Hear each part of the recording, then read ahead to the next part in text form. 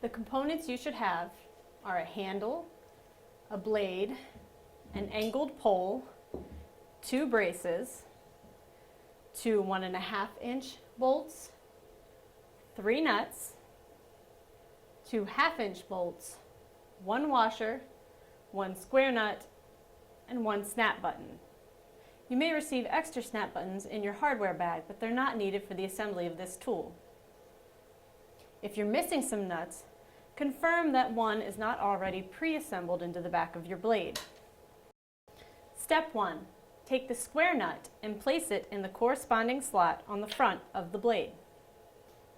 Step 2. Place the round end of the angled pole into the opening on the front of the blade. Adjust the pole in or out to align the hole in the blade with the hole in the handle.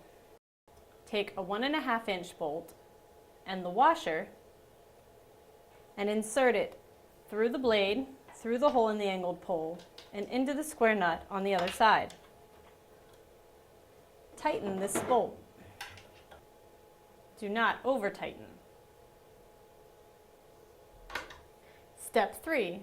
Attach both braces to the sides of the angled pole using the other 1.5-inch bolt and a nut. The braces are angled differently at each end. Place the less sharp angle against the pole. Do not tighten yet.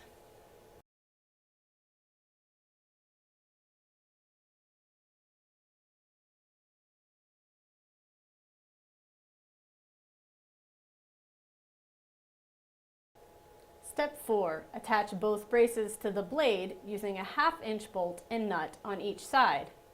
Make sure to place the nut fully in the indentation on the back side of the blade. You may have to put a little pressure on the braces to align the holes properly.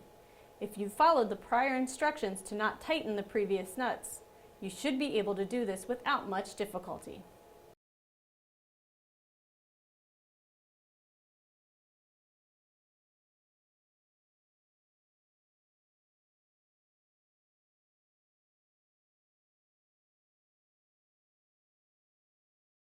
Tighten these bolts as well as the previous bolts, firmly attaching the braces to the pole and the blade.